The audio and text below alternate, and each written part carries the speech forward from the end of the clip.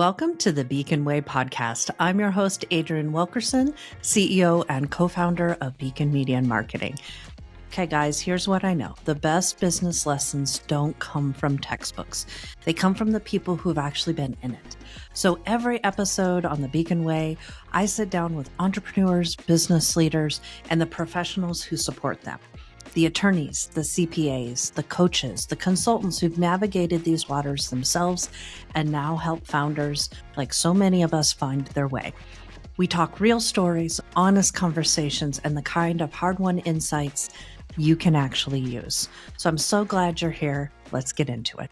I am so excited to do this episode today. I have been looking forward to this ever since I got to meet Deanna and Ashley a few weeks ago. So Deanna and Ashley are with Blue Duck Agency, and we've got a lot of crossover that we're going to enjoy digging into with all of you today. But Deanna and Ashley, welcome, and tell us a little bit about yourselves and how you got here today with Blue Duck Agency.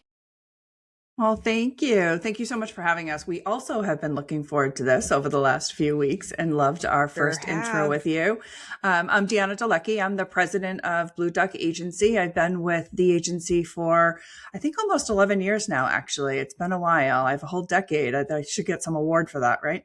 I'll give myself the award. There you go. We're a relatively small but pretty mighty agency. We do a lot of digital, a lot of email marketing, acquisition email in particular. We dabble in some direct mail for those that are still tried and true and want to do the mail. It's still powerful and it works, as well as video services. So we do a little bit of everything. And because of our size, I'm pretty heavily involved in all the day-to-day as far as sort of client strategy. I work really closely with Ashley on the new business side and just make sure we have the team focused and doing all the things our amazing team should be doing. So that's my role. Wonderful. And Ashley. Yes, I am Ashley Ruggieri. I am an account director and I primarily focus on new business, but I wear many hats and I am the person at the agency who's not afraid to try anything. So really whatever you need me to do is kind of what I do here. But my main role is, bringing in new business, client retention, acquiring new clients, and really the thing that I love to do the most is testing and trying for Blue Duck Agency so that we can bring new ideas, services, offerings to our clients. So we do a lot of testing on ourselves to make sure that things work before we roll them out into market for others. I've been here it'll be 7 years this year, which is so crazy. Time flies when you're having fun. And before this, I came from, the internal agency world. So being in an actual agency has been so exciting for me. I love being able to work with clients and I love being able to do a little bit of everything. It's not as limiting as some of the really fun and exciting jobs I had before in banking and energy efficiency, as you can imagine. Well, those sound riveting. I mean, yes, really, but yes. Absolutely. If you need me to help you go to sleep, I can just tell you about what I would do in those jobs. Actually, you're totally lying. You're lying. You think energy efficiency is sexy. Yes, you do. It's fun for me because I'm such a nerd. Like I love that stuff. But if I could talk to you about heat pumps all day and you would literally fall asleep.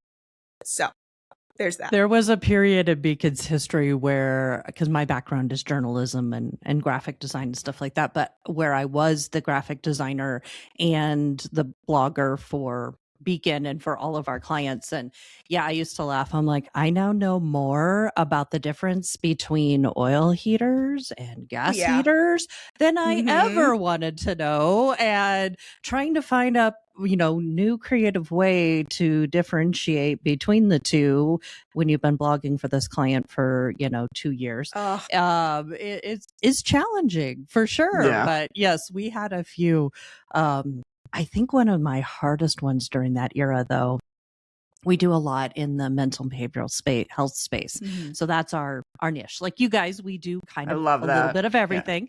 Yeah. But yeah, mental and behavioral health is our niche. And we had this amazing client in Juneau, Alaska, which is the capital of Alaska. And they specialized in, in bed treatment. So, admissions and all that. And they specialized in young people, 8 to 18. Now, my son was 9 at the time. And so here I am writing blogs about teen suicide and depression in 9-year-olds and 8-year-olds and, the stuff that's happened in their lives that has led them to that point and why they need treatment and, kids born addicted and with tears streaming down my face. It's just like, I need to go hug my son now. It just was so visceral to dig into that. And so that's the flip side of owning an agency and doing this kind of stuff is it does get very personal. We do get passionate about what we do. And it is one that's, it's hilarious on the HVAC side, but heavy on the mental health marketing side, and it's so important. So important. It is. And it's an honor to get to do it, but it's something I used to have to talk about a lot in our hiring process of like, if you haven't worked in this side of the industry before, it's heavy. Yeah. It just is. And, thankfully my son would be like, Mom, why are you hugging me? Right, I'm leave going me to the alone. skate park. Right. Yeah, but it was please, like, I just need a minute from you. You're going to get me. My Mommy son's just about to needs turn a hug. 8. Right. Yes. Right. Yeah. Right.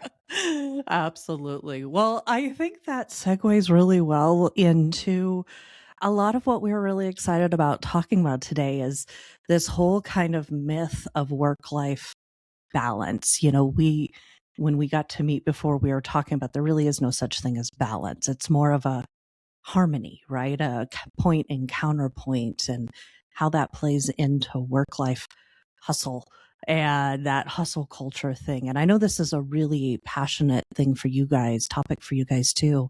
How have you kind of brought that passion for work-life harmony into Blue Duck Agency? Because you guys are 100% remote and always have been, right? Yeah. The company started about 26 years ago, right? I think. Oh, yeah. And it started because our owner was at the time, she was like, you know what? Like, I'm done. Like, I'm done with these off. Like, I'm going to do this myself, even if it lasts for 2 years. I'm going to work for myself. I'm going to build something that is remote. I don't want to go into an office, and I'm going to see if I can do this myself. And then it just stuck, and she made it work. And we got to a point where she needed to bring somebody in to scale it. And that's when I joined 11 years ago, but we've protected that. And I have to tell you, when I first joined, I was nervous about it. I had never worked remote. And I'm like, I don't know. Like, I want to get coffee and I want to chat and I want to go out to lunch. Right. It was really weird. And I remember saying to her after the first couple of weeks, I'm like, why am I so tired? Like, I shouldn't, why is this more tiring? And it is because you don't get natural breaks, right? But it does allow you the incredible benefit of no commute, right? And when I started, my kids were much younger. I have kids that are, my youngest is graduating next week from high school. Mine is too, not my youngest, but mine is crazy. Yep, it is. Yeah, yep. And so at the time they were much younger, and having that gift of being able to immediately stop and be able to cook dinner or go to the 800 soccer games and throw a load of laundry in at lunch. And it allows you this, you don't even realize it, but this ability to balance and harmonize, as you're using the word harmony, right? A bit more, because of that virtual. And I find people work harder. To be honest with you, people want to protect the perk, and you get more focus and you get more out of people because we're all kind of in that same boat together, right? Yeah, that's great. It was exactly what I was looking for, but didn't know I was looking for when I joined this company, because I had just had my son, and for that first year, I was working elsewhere in office 5 days a week, leaving here at 7:30 or 8 and not getting home until 6:30. And I'm seeing my baby for an hour a day, like when he's not sleeping, and waking up in the middle of the night 15 times. but it just was not sustainable with that work culture plus being a new mom. So when I ended up interviewing with Blue Duck and I got this role, I mean, one of the questions was, do you think that you'll be able to work from home? We are 100% virtual. We do get together quarterly, sporadically, you know, a teammate will meet up and stuff just to catch up in between. But like, do you think you can do this? And my answer was yes, but I'd never done it before. And I did not realize all the benefits that come along with it. And Yeah. Deanna is right. Those first few weeks, I was so tired because you don't know, like, Ashley, go get up and have lunch for a second. You would be doing that to You walk can down to the actually cafeteria. Like, go ahead. Yeah. But it's just been so great. Well, and sick days are the other one that cracks me Please. up, where Yeah. I actually Right. have to tell employees oftentimes, like, turn off your laptop. You're sick. Yes. Go ahead and take a Yes. sick day. But Yes. how often did we used to come home and work from the couch? And now that's just become a norm. And it's like, okay, this is going to drag on forever if you don't just close your laptop, get better. But I get it because I do the same thing. You know, it's like, I could get a few emails out, you know, kind Right. of thing. I can finish this one deadline from the couch. But yeah, it's I do agree. I think we see the same thing. We get a lot more in a positive way out of our team members. And, you know, we have employees that are single dads. We've got people taking care of their aging parents. And the traditional 9 to 5 doesn't allow them to be able to take care of their parents the way they would need to, you know. And so there's definitely trade-offs, but I think a lot of the people that we've attracted, similar to your guys' stories, that was a trade-off they were willing to make because it afforded them something that was very unique and special in their life. You know, it afforded them to be able to be there and pick their kindergartner up, you know, from school. We had our bookkeeper one time, she sent us this story or this picture on Slack, because that's our main internal communication system. And she's literally sitting there in line waiting to pick up her kids with her laptop propped up against the steering wheel on her hotspot, putting the payroll through, you know. Respect. And and I was just like, I couldn't do this before. She was a bartender and worked, you know, as a waitress and stuff before that. And, you know, she's like, I was literally on my feet up until the day before I gave birth. Before, you know, and she's like, because we had to. Because you could. Right. And she's like, but her second one was, she's like, this is a whole different experience, you know, kind of a thing.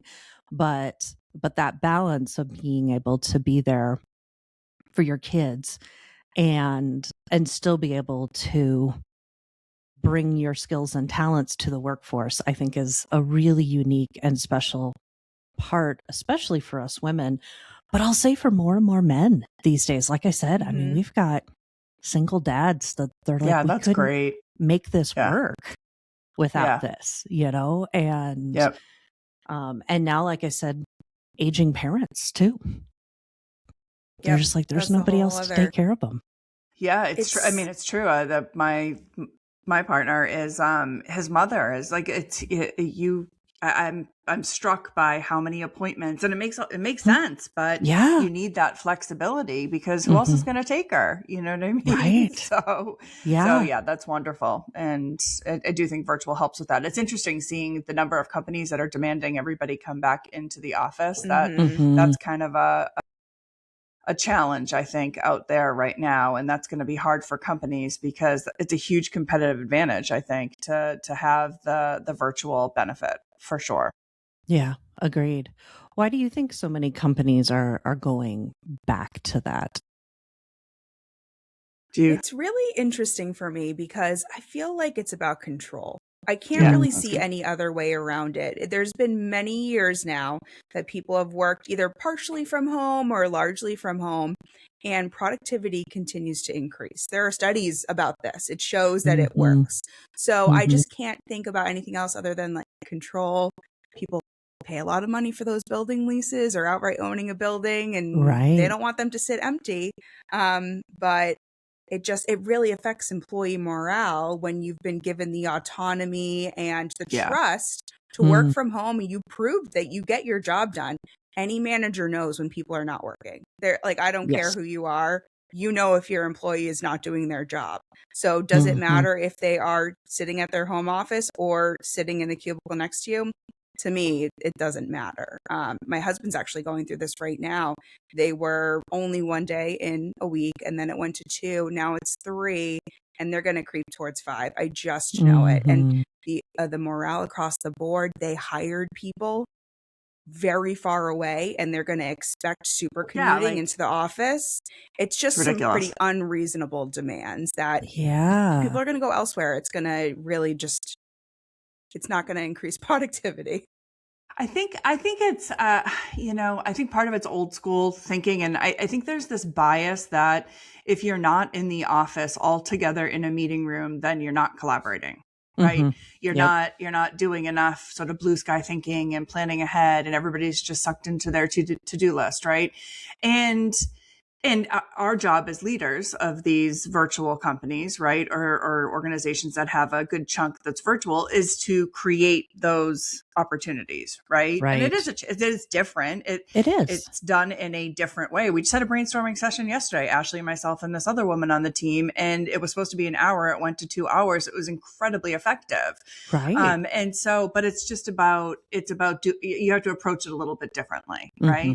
But I think it's that old school thinking that you have to be in the office, otherwise that stuff's not happening, and I just don't think that's true. Yeah, I have better relationships with the people here that I've worked remotely with for a number of years than I did with the people that I worked with in the office every single day in some past careers, because you make the intentional time to check in, and when you're doing it, it's on purpose, and you're really getting to know each other. Like, you should see our G chat. That's what we use. The memes and the GIFs that are going back, right? We're just we're cracking up at each other all day. I would argue a little competitive at this point. We're all trying to win the GIF or meme of the day, right? Yes, yeah. So yeah, I think that's true too. I feel the same way, and like Ashley said, we still get together a few times throughout the year, and then we do like some Zoom calls. Like we haven't met for a bit, and I just threw one on the calendar for next week or the week after, so that we can just spend an hour together. You have to work real hard at those moments. I make the team play ridiculous games and just have some fun together, laugh, enjoy each other, right? Yeah. But that's what that time is for. And as long as you're doing that, the team continues to build off of it in those off times when we're in the office. It can be done. It really can be done. And I think you can hire, I found at least that I can hire another level of talent because of the structure. And one of our differentiators as an agency is we only hire seasoned people. I do wonder if the younger, just graduating from college, if that's going to be harder, the virtual world. But, in our particular agency, we tend to, again, small and mighty, right? We tend to hire people who have been in their type of role or profession for a very long time. That does help and make it a little bit easier to manage. Yeah, that makes a lot of sense. I think that's one of the things that I have definitely seen, because we've got an intern program. We get a lot. I've got a handful of, teammates right now that we're one of their first or second jobs out of college. And I do think it's harder for them. And they don't know any different, but I watch them and some of the things that they struggle with. And that wasn't really a reality when I was in office. Like, we just had this situation a couple of weeks ago where a younger employee got some feedback. They had made a mistake. It was a genuine mistake. We all make them. And they were working hard to try to fix it and address it. But it was one that, because of the timing, was kind of cascading and had some definite issue, things it was creating, some consequences, let's say, it was creating for the rest of the team. And so our COO was, expressing their definite concerns over this mistake and what it was causing for the rest of the team.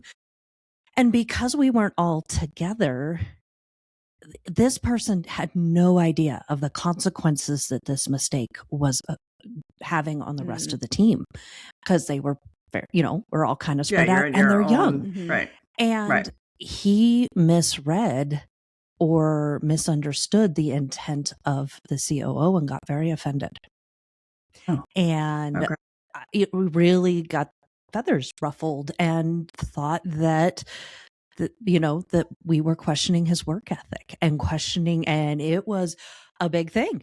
And we had to walk through it and process through it. And part of what I was telling him is I'm like, you haven't experienced working in the office, but this probably would have never happened if we had been in the office. You would have been able to read her body language. You would Right. have been able to read her tone. And Right. not to say you wouldn't have still kind of gotten a little ruffled and been like, well, what is she really saying? But Right. like you two probably would have hashed it out. She, if nothing else, because she's a seasoned, person, she would have been like, oh, he's getting ruffled. This is obviously not Right. coming across the way I intended it. And the Right, right, right, conversation right. would have ensued and you guys probably worked it out. Instead, it ended up being, a big thing that we dealt with, but I had to like walk him through that. And he's just like, well, that makes total sense. He's like, but I never even thought about that because Right. he's never worked in. He's never. Yeah. Right. And so we were having this conversation with some of the other younger employees, and them just the stuff they don't get the opportunity to pick up organically because they're Yeah. not physically around others. It definitely makes me wonder what ramifications we're going to see from that in the next 10, 15, 20 years. Yeah, I Because agree. like you guys, we work around it. We have conversations like this one person, this person that I was just talking about, and it worked out great. But yeah, you should have seen the light bulb moment when he's like, oh, right. Yeah. Like, He should that's know. not Right. right. Yeah. But for Right. us, like myself and my COO, neither one of us even thought it would come across that way. Mm-hmm. And didn't even think about it until he reached out to me and was just like, I'm really frustrated with this. This seems really, and I was like, well, I'm so glad you reached out and hey, let's work this out. And it was all great. And I'm like, these are the learning moments we need in life. Right. But that's great that he took the initiative, because I don't know if everybody would, to say, hey, that didn't feel great. So can we talk about it? Right. Because you are going to get feedback. I mean, that's, especially when you're earlier in your career. Ashley loves to tell the story. When she first started here, I gave her an assignment and I apparently red penned the entire thing, and she was questioning her. Much red. She was questioning her existence. Like, oh my God, does she think I'm an idiot? But no, I mean, like early on, right? You're going to give more direction. It's true early in careers, right? You're going to help teach those lessons. And you're right. It's when you're in an office, you get to sort of sit back and witness, right? You get to see other people maybe get the feedback too, and see how how they navigated that. And you don't have that.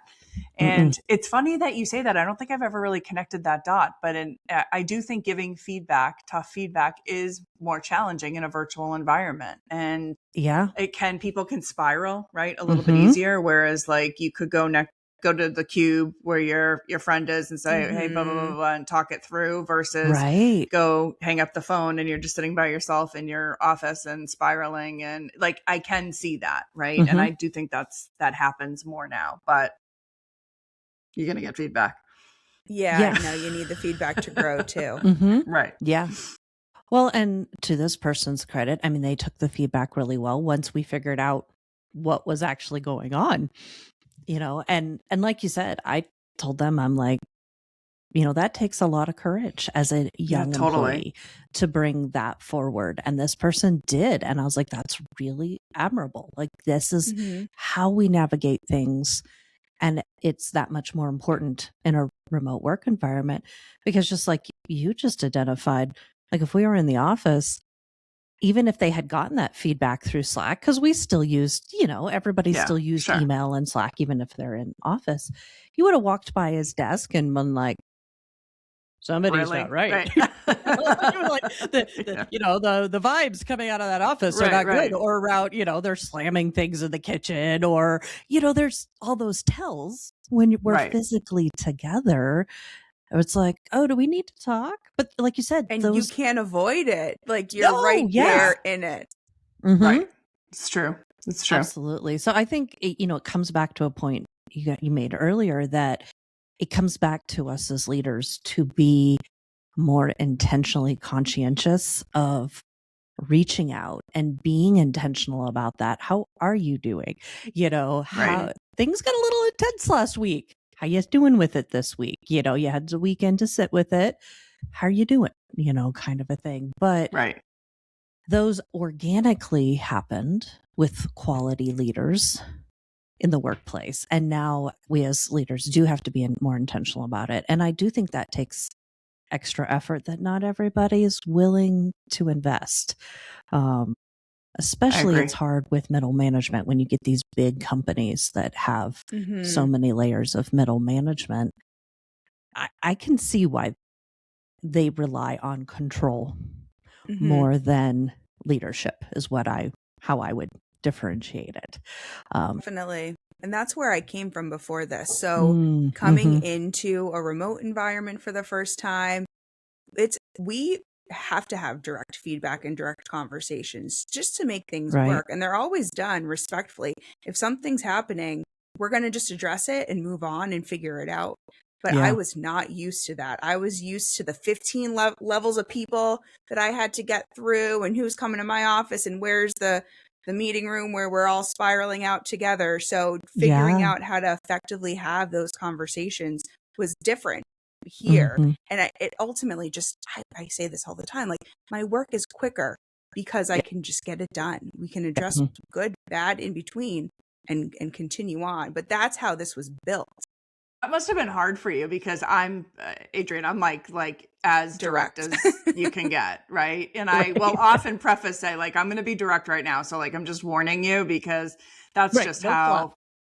No. And so that must have been a shock to your system, Ashley. But it sure was. Yeah. But it also, here I am. I'm in a much better place for it. I can take all the feedback in the world. We're rolling through it, and let's go on to the next thing. But the first couple of times I was like, what? But also, on the other end, somebody taking the time to actually give me the direct feedback was probably the most shocking thing, because that never happened before. So I think the best kind of work from home companies are built super intentionally to be able to have the conversations, whether with somebody new who's making a mistake, something that we're seeing as a trend or a pattern. Like, it just makes the company move better, somebody faster, who's doing stronger. well. That too. Giving positive feedback, I think, is just as important. And that's something that I think we take for granted as well.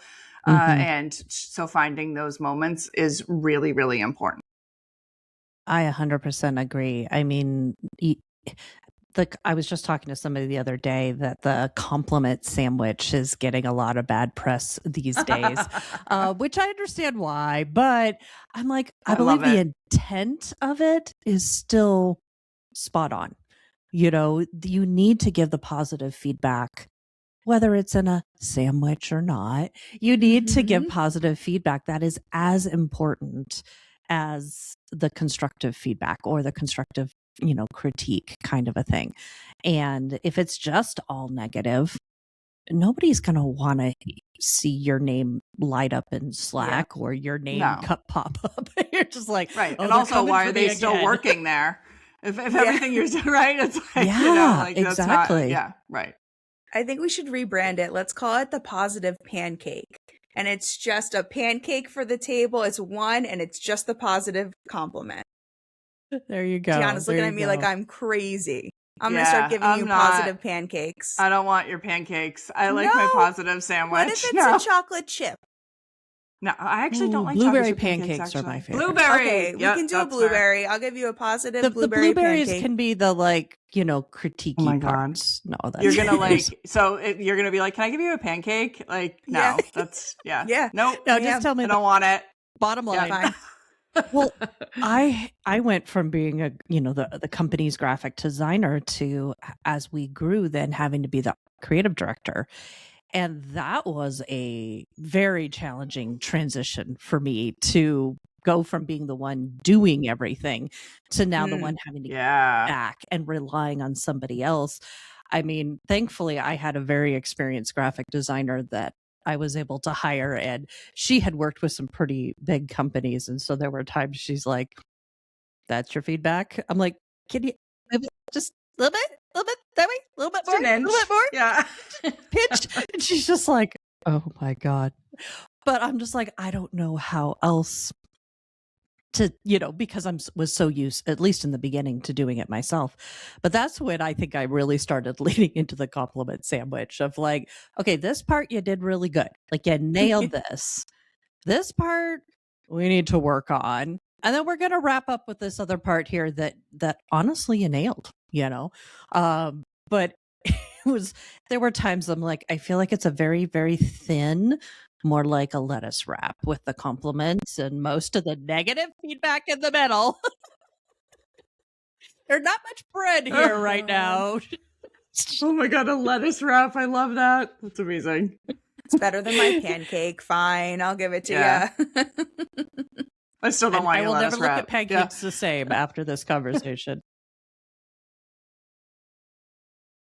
So what are some things you guys mentioned? You guys work on getting together now and again, and your meme wars, which we have pretty epic ones too. There'll be times I get out of a meeting and I'm like, what the heck happened? Because we've got like 50 memes going on in some channel, What are some other things you guys have found to be really effective in kind of, calcifying and gelling your team and that kind of camaraderie and that's so necessary that we've talked about, that we have to be intentional about? What's worked for you guys?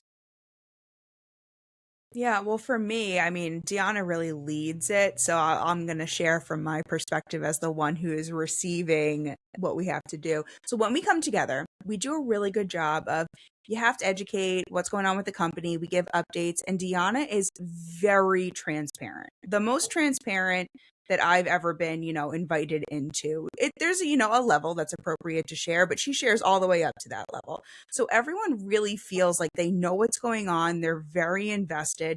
We have the culture set up. We have this massive perk of working from home. So like people already get it and they understand and they're bought in. And then Deanna does a really good job of leaving time for fun, chatting. We do activities. So we get together maybe once or twice a year in person, and we do crazy things like playing, like flip the cup and try to catch the cup into the other cup. Like we are just wild and laughing, and your face hurts by the end of the day. And there's always a meal where people can just chat and talk to each other. So it's not really a formal business meeting. It's a culture meeting at the end of the day. Yeah. And information sharing. That's something that I like to say it's quarterly, but honestly, it's ended up being more like 2-3 times a year for the big in-persons. And then, like I said, we'll do these Zooms, like we do a holiday Zoom every year, for example. And everybody, like, I'm running out of ideas, to be honest, but like, you have to make a snowman out of any material in your house and then present your snowman or decorate the gingerbread house or whatever it is. But last year it was cakes. You had to make a cake for any holiday you wanted.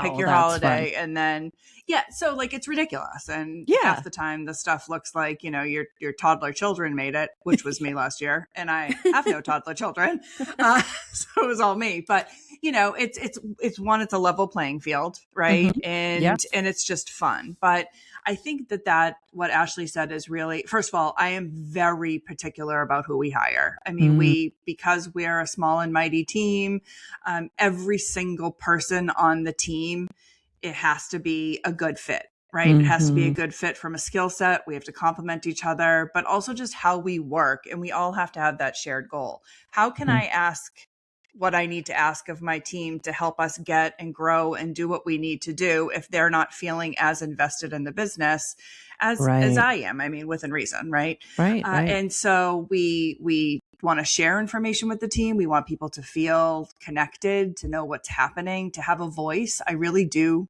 genuinely want to know what people think. I might not necessarily do it, but I want to know. And reward people for the hard work, reward people for the commitment. And so we try to do that through, like I said, giving accolades when it's due, but also in how we end of year bonus and we share back.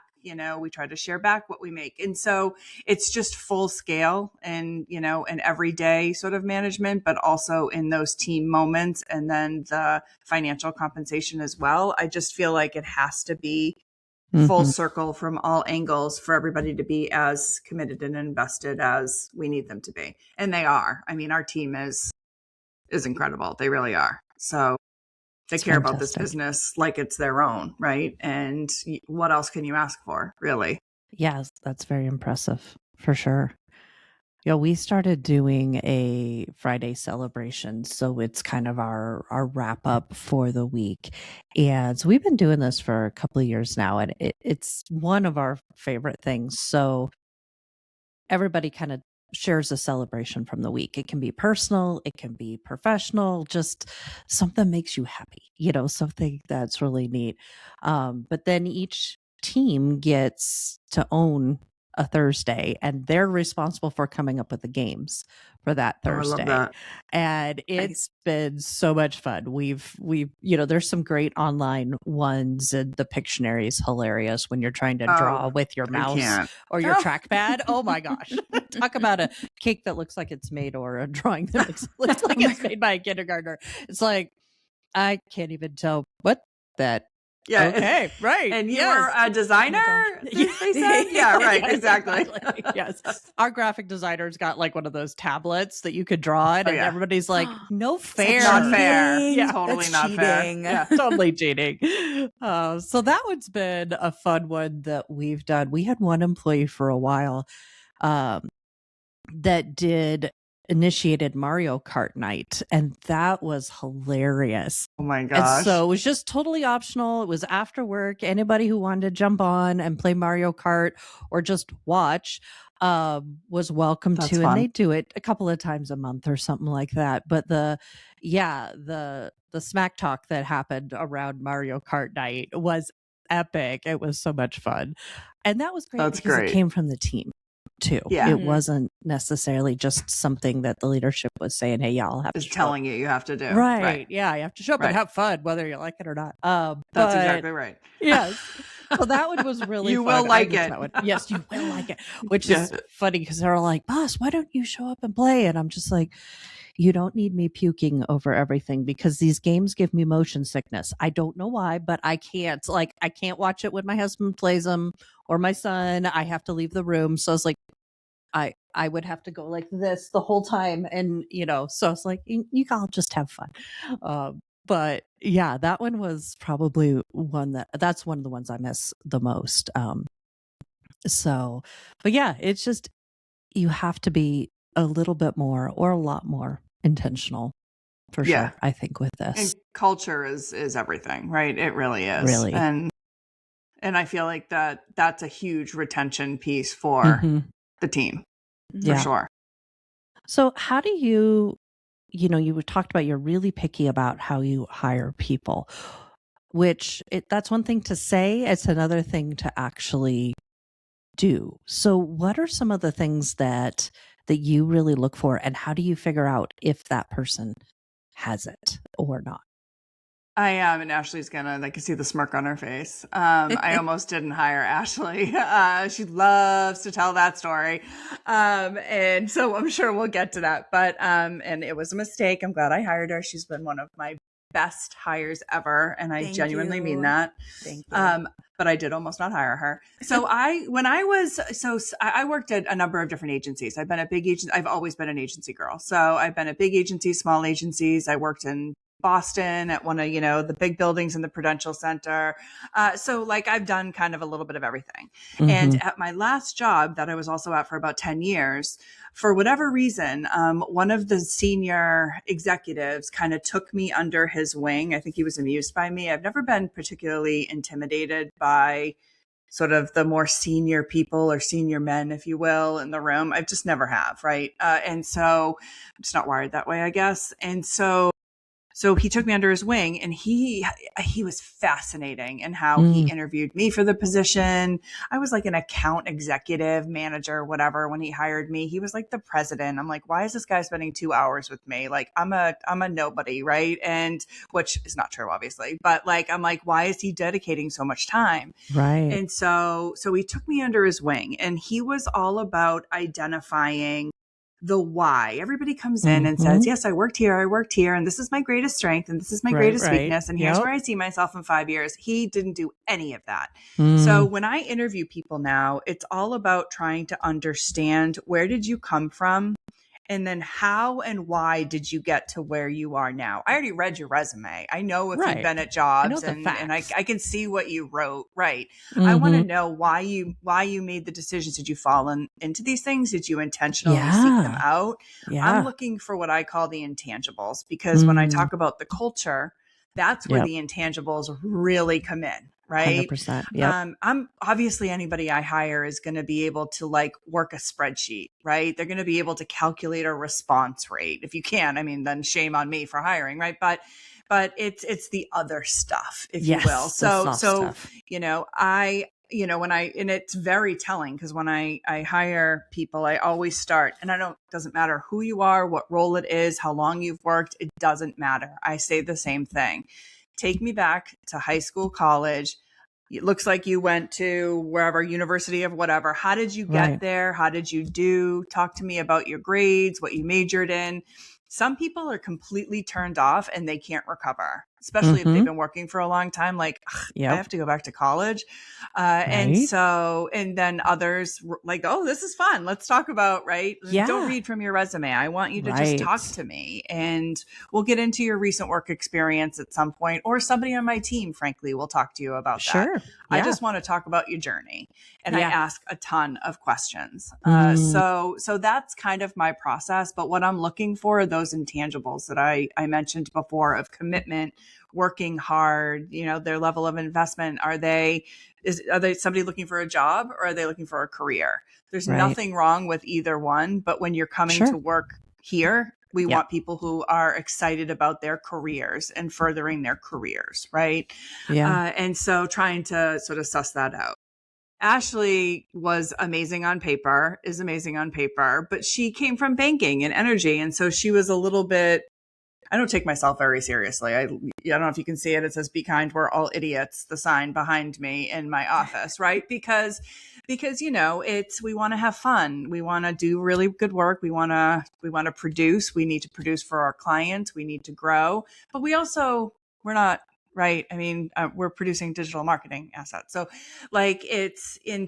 and when you're working with clients, you got to be able to let your hair down, build those relationships. And Ashley was just very stoic on the calls. And considering the realm you'd come from, you wouldn't have survived. It makes sense, right? Yeah, right. Exactly. But I'm like, is she the B word? Is she boring? I was a little worried that she was boring. And so but everything else was a perfect fit. And so we're like, let's just take her to lunch. We'll throw a few people in there. We'll see if she can kind of loosen up. And Ashley's literally, I could not have been more wrong. I mean, the type of social content that she makes me do for our podcast is she'll do anything. Literally, she's down for anything. She'll wear any costume. Yep. She will do anything. And so I would have lost out significantly on a really meaningful contributor to our team and our business had I not taken that next step to say, was I wrong? Right? Is my impression wrong?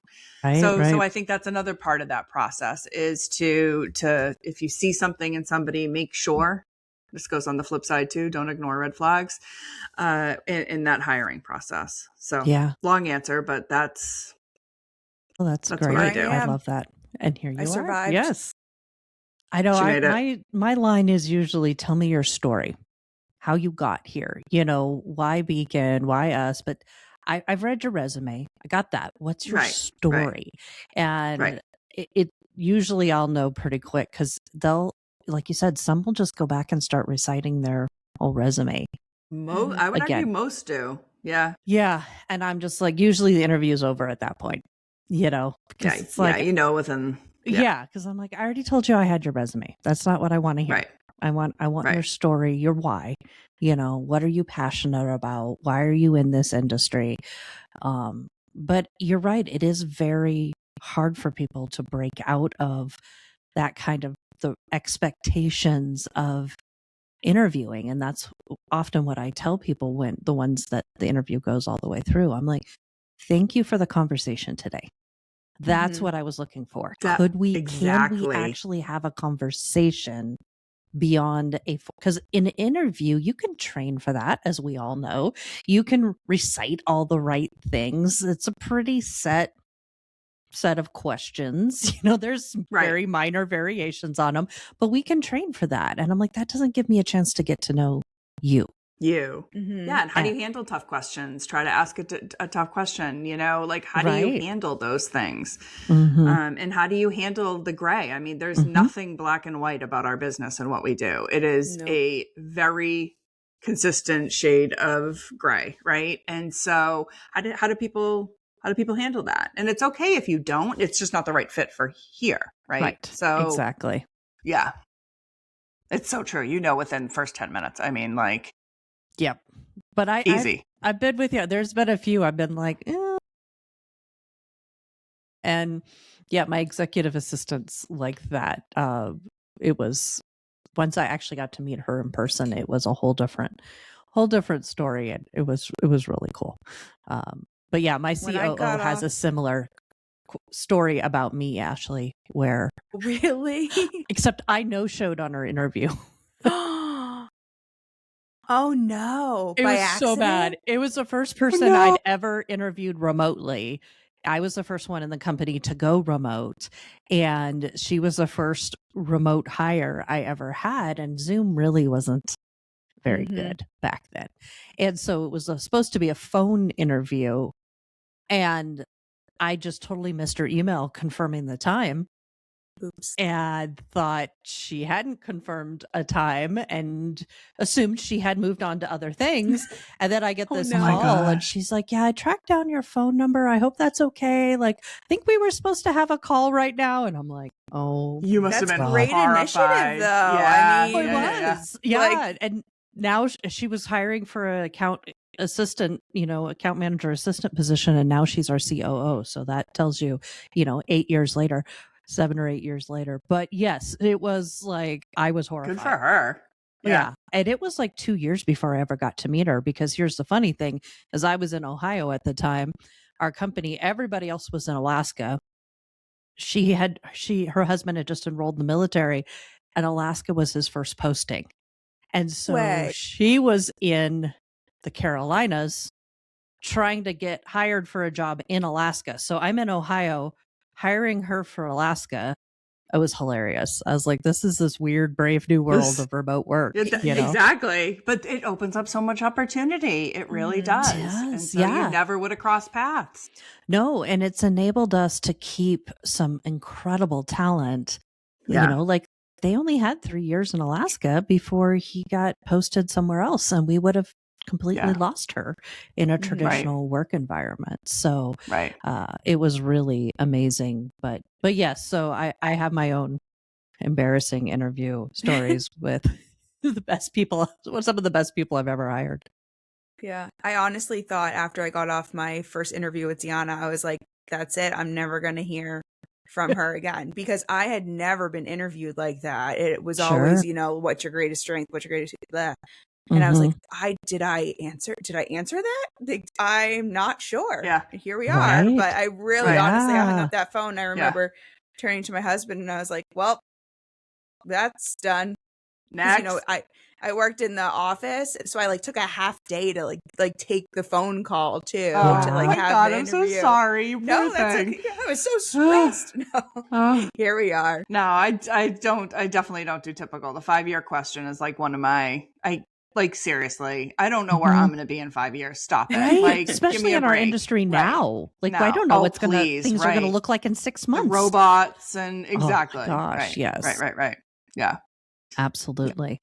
Well, ladies, I think we could probably talk for another 2 hours. We're having so much fun here. But I want to just kind of wrap up our time here today. So thank you, ladies, so much for joining and just being open and transparent about what's working and some of the challenges here. And if anybody wants to keep the conversation going with you guys, what's the best way to reach out to you? You can find us at blueduckagency.com, and feel free to email me directly. I'm Ashley at blueduckagency.com. We keep it very simple.